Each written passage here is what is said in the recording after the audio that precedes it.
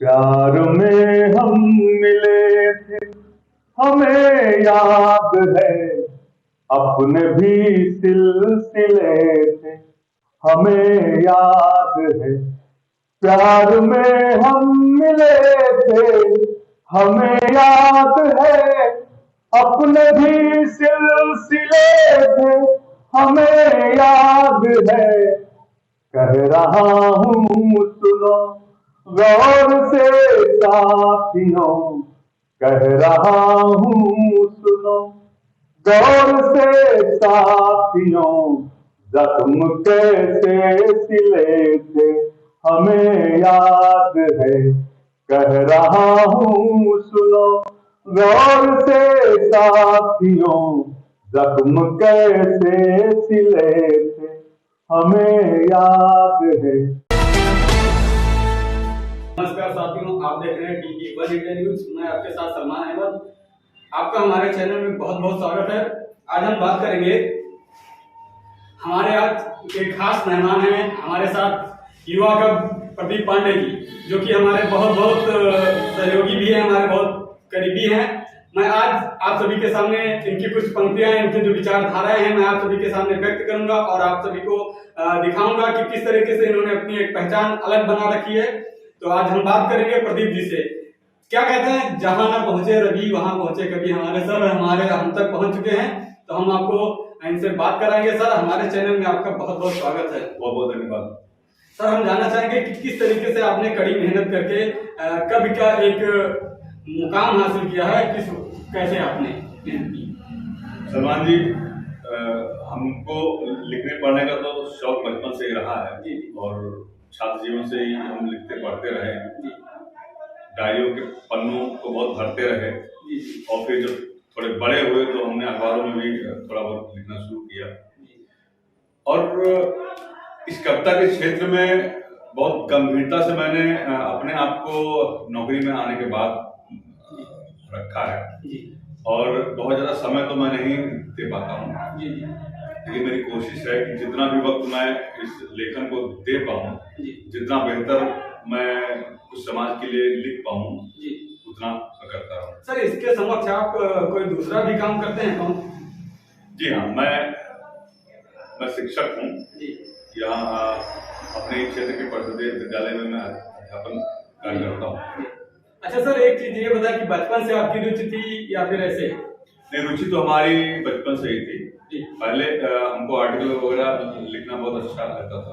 बाद में फिर मेरा रुझान कविताओं के प्रति हुआ, फिर मैंने ये गीत, मुक्तक, गजल और इन सबको लिखना शुरू किया। अच्छा सर, एक चीज ये होता है अक्सर कि मतलब परिवार जिस तरीके से चाहते हैं कि मेरा लड़का कुछ इंजीनियर टाइप या डॉक्टर वगैरह बने, तो मतलब क्या आपके परिवार भी ऐसा कुछ सोचते थे? परिवार का ये था कि बच्चा पढ़ लिख के अपने पैरों पर खड़ा हो जाए जी। और मेरी रुचि थी कि मैं शिक्षक बनूं जी, क्योंकि पुस्तकों से मेरा विशेष लगाव था। आपके पिताजी भी शिक्षक? जी, हमारे पिताजी भी शिक्षक रहे हैं। हमारे बड़े भाई साहब भी शिक्षक हैं और हमारी श्रीमती जी भी शिक्षिका हैं। तो मैंने सोचा कि अगर शिक्षण जॉब करता हूँ तो पुस्तकों से मेरा जो संपर्क है वो बना रहेगा। और वही हुआ भी, और शौक ऐसा रहा लिखने का भी कि इसके लिए भी हमको लगातार पढ़ते रहना होता है। सर, वो तो सही है, लेकिन बचपन में जब स्टार्टिंग करते हैं आप 9th या क्लास 10th के को लेकर, तो उसमें आपकी भी रुचि होती है कि आपकी रुचि अलग होती है कि मैं कब बनूंगा या शिक्षक बनूंगा, लेकिन परिवार की रुचि होती है कि वो डॉक्टर या इंजीनियर बने। तो क्या ऐसी परिवार की कोई रुचि थी? परिवार ने कभी हमारे को थोपा नहीं कि आपको ये बनना है, आपको ये बनना है। जी। उनका ये था कि आपकी जो इच्छा हो वो बनी, उस क्षेत्र में आप जाइए, लेकिन जहाँ भी रहिए वहाँ पर अपना एक अच्छा मुकाम, एक अच्छी पहचान कीजिए। तो परिवार ने आपका बहुत समर्थन किया इस मामले में? जी बिल्कुल। परिवार ने समर्थन किया और आप जैसा चाहे वैसा बन गए, मेहनत की आपने। तो सर, ये बताना चाहेंगे किस तरीके से आपने अपनी पहचान बनाई, कहाँ तक आप पहुँच चुके हैं इस वक्त? देखिए, अगर मैं अपनी जॉब के बारे में बात करूँ तो मैं जूनियर विद्यालय कॉलेज में अध्यापक हूँ जी जी। और मैं इस समय जूनियर के असिस्टेंट के पद पे हूँ जी। अच्छा, प्रयागपुर जिस आवाज को जानती है, जिस आवाज को पहचानती है प्रदीप बहराइची जी को, उसी के नाम से उस मुकाम पे आप कहाँ तक आ चुके हैं? प्रदीप बहराइची किस मुकाम तक पहुंचा है ये हमसे बेहतर आप लोग जानते हैं, जो हमें सुनते हैं, हमें पढ़ते हैं, हमें स्नेह रखते हैं, हमसे बेहतर वो जानते हैं। बस क्या है कि मैं धीरे धीरे काम करने में विश्वास रखता हूँ और आप लोगों के आशीर्वाद से मैं दूरदर्शन और आकाशवाणी इन सब जगहों पर अपनी रचनाएं प्रस्तुत कर चुका हूँ और देश की तमाम प्रतिष्ठित पत्र पत्रिकाओं में मेरी रचनाएं आती रही हैं और पड़ोसी देश नेपाल से भी हमारी रचनाएं प्रकाशित भी हुई हैं और वहाँ के एफएम रेडियो के माध्यम से हमारी रचनाएं प्रसारित हुई हैं। सर, एक प्रयागपुर की जनता जो है और बहराइच की जनता जो प्रदीप बहराइची को एक अलग नाम के तौर से जानती है, तो उसमें एक आपका कोई रचना था सर, कवि के माध्यम से आपने प्रस्तुत किया था, वो मुझे बहुत अच्छी लगी। मैंने उसको नोट कर लिया और मैंने कहा सर से जरूर सुनना चाहेंगे। सर, इसमें यह था, वो मैं कुछ पंक्तियां आपके सामने सुनाना चाहूंगा, 4 पंक्तियां। कि आंधियों से न घबरा तू थोड़ा ठहर, वक्त से छीन लेंगे खुशी की लहर, मुश्किलें एक दिन खुद सिमट जाएंगी, सब्र ले आएगा एक सुनहरा शहर।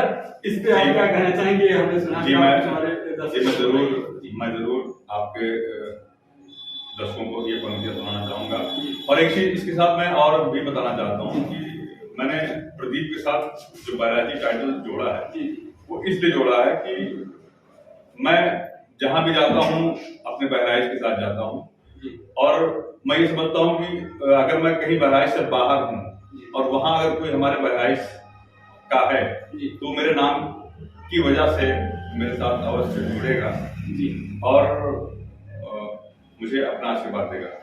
और आपने जिन पंक्तियों का जिक्र किया है मैं चाहूंगा कि दर्शकों को आप जरूर। आंधियों से न घबरा तू थोड़ा ठहर, वक्त से छीन लेंगे खुशी की लहर। आंधियों से न घबरा तू थोड़ा ठहर, वक्त से छीन लेंगे खुशी की लहर।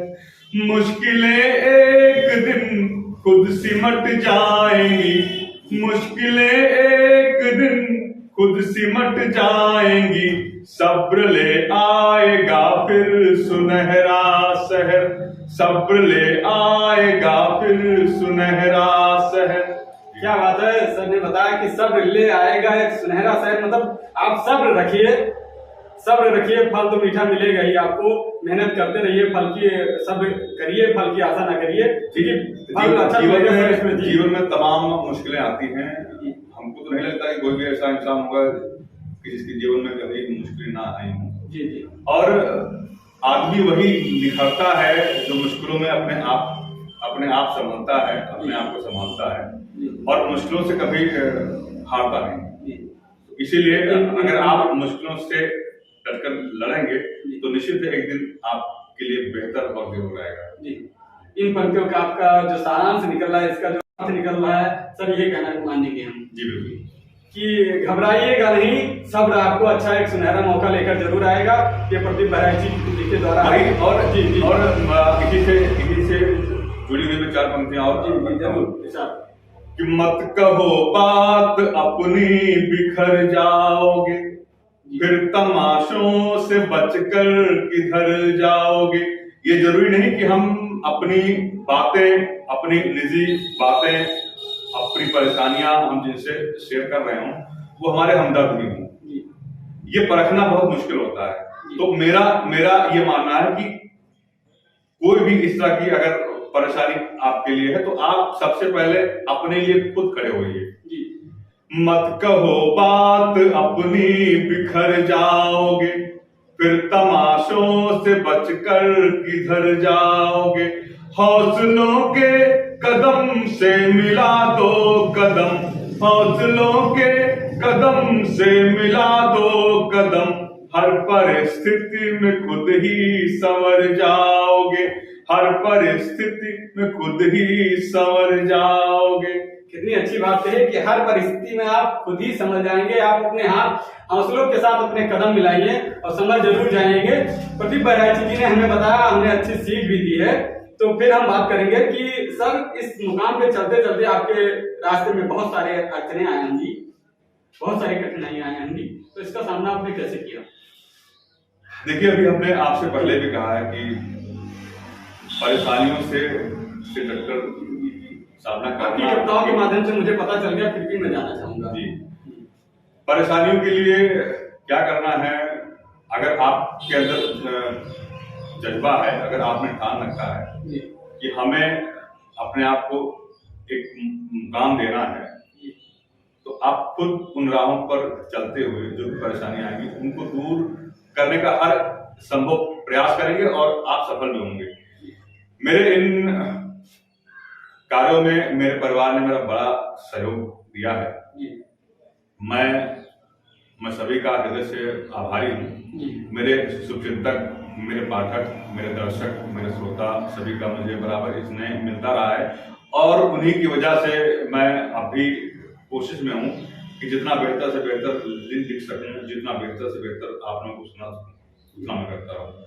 जैसा कि आपके दर्शक सुन चुके हैं, बहुत सारे आपकी कविताएं फेसबुक के माध्यम से बहुत सारे ऐसे सुने हैं जिसमें उन्होंने अपनी रुचि दिखाई, अपने कमेंट्स दिए हैं कि हाँ, मैं प्रदीप बहराइच एक अलग मिसाल बना चुके हैं, अपनी बहराइच के जो बहराइच जिला है उसमें एक अलग पहचान बना चुके हैं। सब दर्शक के लिए आप क्या कहना चाहेंगे?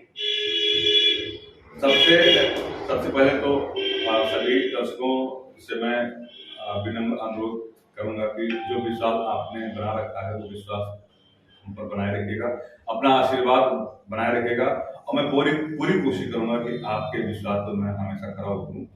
और मेरा लक्ष्य है कि मैं इस दुनिया को विदा करने से पहले अपने रचनाओं के माध्यम से अपने बहराइच का नाम अंतर्राष्ट्रीय स्तर तक रोशन कर सकूं। ये तो बहुत अच्छी बात है, एक नई सौगात के रूप में बहराइच जिले को।